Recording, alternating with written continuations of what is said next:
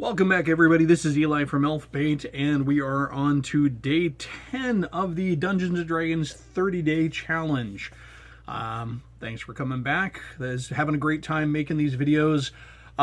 These mid questions are a little challenging for me. A lot of them are like player-based, and I didn't spend a lot of time playing D&D, or I haven't spent a lot of time playing D&D in the last 20 years. And by playing, I mean as a player. I've been running D&D and stuff, but I prefer the DM side. I prefer being behind the screen. Anyways, day 10's question is the craziest in-game experience. Well, it doesn't specify as a DM or a player, and I will actually defer to player side of this because there was some weird crap that happened to my player characters back in the day when I used to play them. And the craziest experience for one of my D&D characters. Now, mind you, this is a D&D character. This is a question about D&D. I mean, I've played Cyberpunk, I've played Star Wars, I've played Rifts, I've played the real Ghostbusters RPG, I have played Chill, I have played Vampire the Masquerade, Werewolf, Gamma World, everything. Anything that was published up until the point where stuff just started getting published at a rate where no one person could possibly play it all. Anyways, craziest thing that ever happened to a D&D character has to be back when I was probably late grade school. I had a character named Ralphie, the dumbest freaking name for a gladiator character you could ever come up with. But this is one of those times when you're like, I got to come up with a name. His name is Ralph. He's a gladiator. He's now Ralphie.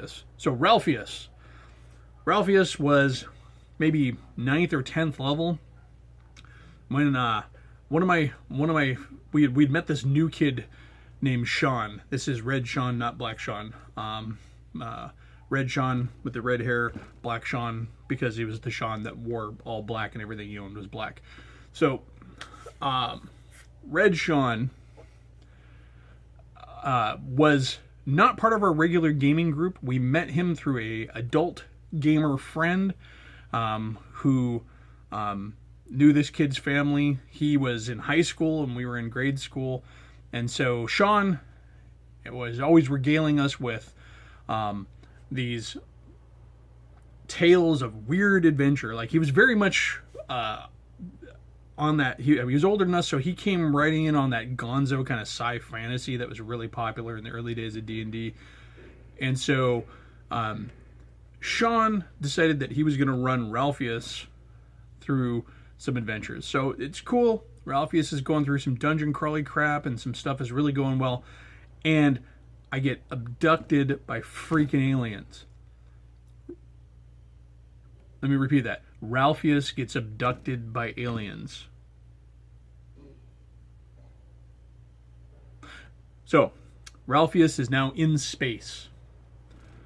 Ralphie, the human fighter, gladiator, is in space. He's freaking out. I play him as like, what the hell is going on? Where am I? What's going on? Have I been taken by the gods or whatever? So we play through this whole like acclamation story arc. Ralphie has been taken from his world because this empire needs warriors. And so Ralphie, after he finally chills the F out and just like is calm and realizes what's going on and understands that he's not going home, starts to acclimate to this science fiction world. So from this point forward, the rest of this game, the rest of this D&D campaign is in freaking space. And we're not talking Spelljammer space. We're talking about ray guns and spaceships and battle armor and, old Heinlein, Lensman Dune shit. That's what I'm doing with this with my 10th level fighter. So Ralphie is now getting trained in the use of science fiction weapons. He's being fitted with battle gear, some sort of weird harness with an energy field and an arm gun. Not like his arm is replaced by a gun, but he actually wears it instead of holding it. And then he's still got He's got like an energy saber sword thingy, not a lightsaber. It was more like the sun sword from Thundar, you know. And so I'm going through all these adventures, these like just over the top fighting robots and evil empires and stuff, and just this long drawn out campaign, not drawn out like as in bad, but like adventure after adventure after adventure. Shawn is just building on this thing. And then so I start talking about it with my other friends, and so they're, wow, that sounds cool. So next thing you know, we got other characters, other players making characters to come into this setting. And this is what I really dig, is so my other friend Shawn, Black Shawn, the guy who everything he owned was black, you know, that's why we called him Black Shawn, was, you know, he wants one of his characters to come in. So we end up having this thing where our like other players from our regular group are getting in on this, and we're now all like in this weird conglomerate space D&D game. You know, empires are clashing, there are aliens, there is space romance, you know, there's like, you know, saving alien princesses and all that sword and planet crap, and it just went on, I swear, like for years. And it just kept getting weirder and weirder and weirder, you know, to the point where even after Red Shawn was like gone out of our group,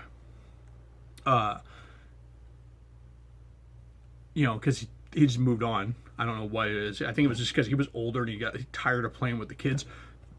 At that point, we were completely enamored with this space saga, the space opera that was now spawned out of, you know, a chance encounter in a D&D game. We were just playing along with that. We're still using the D&D system. We're still building stuff. I mean, at that time, Dragon Magazine had all sorts of articles and stuff on bringing sci-fi gear in. I was a Star Frontiers player too as well. I mean, there was Expedition of the Barrier Peaks. It lent well to adapting stuff. Gamma World was really easy to adapt over to D&D at the time. So we had plenty of source material to feed into the setting. And so it's so funny because, you know, we never set out to play D&D, or we never set out to play science fiction. We were playing D&D. We had been D&D players, but this was just new. This was awesome. It was amazing. We were just zipping through the galaxy on this space opera frenzy of adventure, and eventually, of course, you know, it petered out, and we got back to what we were wanting to play, or whatever the soup of the season was as far as gaming goes. I mean, there was Top Secret at the time. You know, we just really played everything. You know, it was wonderful back then when you had all the time in the world and you could just sit there and spend 3 days straight doing nothing but playing D&D. But yeah, I mean, this is going to be kind of a short video because, well, I mean, really, how much can you say about, you know, the craziest thing that ever happened to you in a game? But I mean, that has to be hands down the weirdest occurrence. I mean, there have been oddball things. You know, in the last video I talked about, you know, when I was talking about favorite characters, I mentioned the thief who just went so far as to like try and masquerade as a priest of it. I mean, there's been some crazy stuff that's going on, but hands down, this has got to be the most insane romp I've ever gone through in a D&D game that I can say is a D&D game. I mean, certainly there are other crazy stories from other games, but as far as D&D games go, this has got to be it. You know, what are some of the other ones? There's finding out that your Marvel superheroes character is a lost son of Asgard and like half brother to Thor. There's blowing up the entire town of Spreckenhalterstein in Top Secret, because you plant C everywhere you go. Your characters secretly plant C4 and then you just decide to blow it all up. There is playing a group of running a group of characters in Chill, that are all like Scotland Yard detectives and stuff.